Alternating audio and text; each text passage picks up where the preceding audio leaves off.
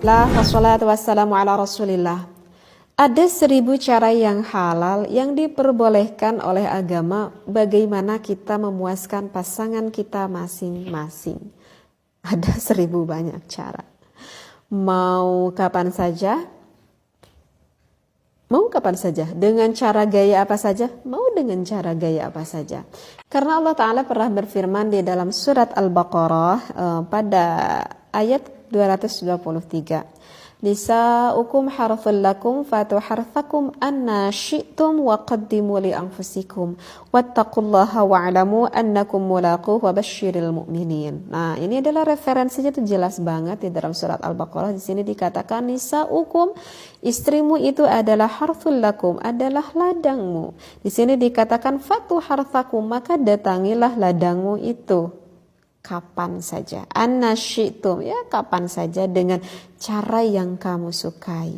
Dan di sini diperjelas dan utamakanlah yang baik. Ingat, yang harus digarisbawahi adalah dan utamakanlah yang baik. Sehingga ketika kita melakukan berhubungan intim, jangan lupa wa'ashiruhunna bil ma'ruf. Kita lakukan dengan hal yang baik. Kita lakukan sehingga istri kita merasa senang, kita lakukan sehingga suami kita merasa senang, kita lakukan sehingga istri kita merasa puas dan suami kita tuh merasa puas. Kita tunjukkan rasa kasih sayang itu ketika kita melakukan berhubungan intim. Kita tuh mesti tahu bahwa di dalam hubungan seksualitas itu adalah komunikasi intim antara suami dan juga istri yang diakhiri dengan hubungan kelamin, sehingga ketika kita melakukan berhubungan intim pun itu harus benar-benar dinikmati tentunya. Nah, sebetulnya sih ketika berhubungan intim sebetulnya sih ketika wanita berbicara masalah orgasme sebetulnya sih itu bukan suatu goal. Artinya itu bukan tujuan akhir sih sebenarnya. Tetapi goalnya ataupun tujuan akhirnya di dalam kita melakukan berhubungan intim itu harus ada menikmati prosesnya. Jadi menikmati prosesnya ketika hubungan itu dilakukan, mulai dari sentuhan, mulai dari hisapan, maaf gitu ya, ataupun mulai dari jilatan dan juga gerakan-gerakan verbal, ungkapan-ungkapan, kata-kata rasa kasih sayang yang diungkapkan oleh suami ataupun yang diungkapkan oleh istrinya. Nah, semuanya itu harus ada ritmenya gitu ya. Jadi nggak boleh lurus gitu nanti, karena kalau lurus itu membosankan.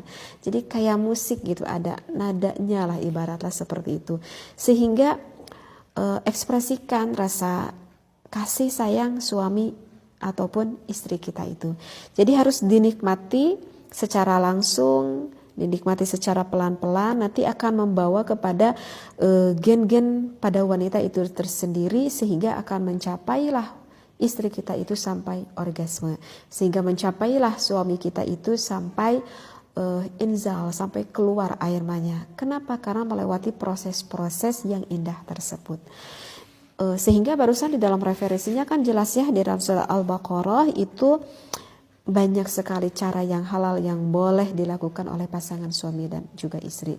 Tetapi ingat ya, jangan sampai melakukan berhubungan yang dilarang oleh syara. Di antaranya misalkan memasukkan penis ke ke anus sang istrinya, ataupun memasukkan penis ketika istrinya sedang haid, atau itu adalah merupakan salah satu yang tidak halal, yang tidak diridhoi oleh Allah Subhanahu wa taala. Kemudian di dalam kitab Fathul Izar di sini dikatakan bahwa Imam Mujahid ketika merekomendasikan bagaimana sih contoh cara bersenang-senang dengan istrinya, padahal istrinya itu sedang haid ataupun istrinya itu sedang nifas. Di sini dikatakan di dalam referensinya bahwa At-Tabari meriwayatkan dari Lais, beliau berkata bahwa kami itu berdiskusi gitu ya, dekat dengan Imam Mujahid tentang seorang lelaki yang mencumbui istrinya padahal pada saat itu istrinya itu sedang haid. Di dalam referensi ini, di dalam kitab Is'adur Rafiq dikatakan bahwa Imam Mujahid berkata seperti ini, It'an bidzakarik,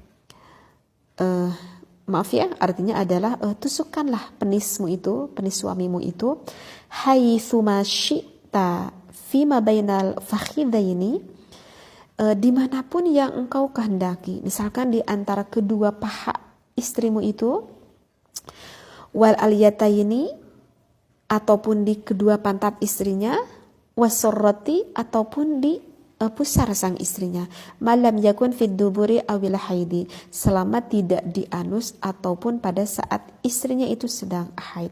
Ini bisa dilihat ya di dalam At-Tabari pada juz keempat pada halaman ke-380 referensinya seperti itu.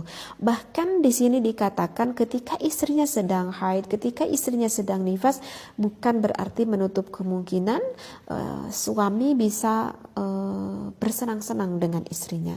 Jadi walaupun dengan keadaan seperti itu, kalau kita udah paham ilmunya, suami itu bisa menyenangkan istrinya dan istrinya pun bisa memuaskan akan suaminya. Tentulah seperti itu. Tadi ya yang referensinya yang udah dibicarakan, ya layaknya seperti kita tuh mau melakukan berhubungan intim, ya suaminya berporefly dulu kepada istrinya, boleh mencubu dulu, boleh dengan kata-kata manis dulu, sambil dilanjutkan dengan titik rangsang sang istri, bisa menciumnya, bisa mendekatnya, ataupun dengan cara apapun.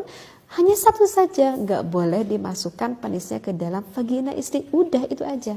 Nggak, ataupun ke belakang, itu udah itu aja, nggak ada larangan yang lainnya. Artinya berarti suaminya itu boleh dikeluarkan oleh istrinya walaupun istrinya itu sedang haid, boleh.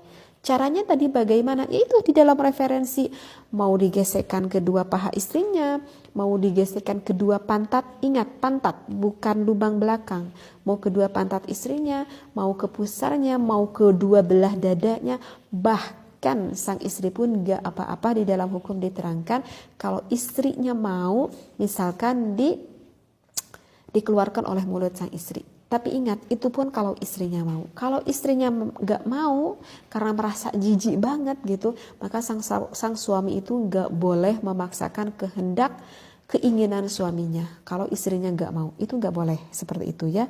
Karena kan di dalam berhubungan intim tadi saya katakan wa ashiruhunna bil ma'ruf. Jadi kedua pasangan itu harus mendapatkan keridhaan, kenikmatan seperti itu. Dan suami pun bisa menyenangkan istrinya ya dengan kelehayan suaminya sehingga istrinya itu bisa sampai orgasme. Begitulah ini di dalam keterangan ada di dalam kitab Is'adur Rafiq yang dikatakan oleh Imam Mujahid, dan referensi yang tadi saya bacakan di dalam surat Al-Baqarah, fatu harathakum anna syi'tum. Jadi istrimu adalah ladang suamimu, maka nikmatilah ladangmu itu. Mudah-mudahan bermanfaat. Wallahu a'lam wa billahi taufiq wal hidayah. Wassalamualaikum warahmatullahi wabarakatuh.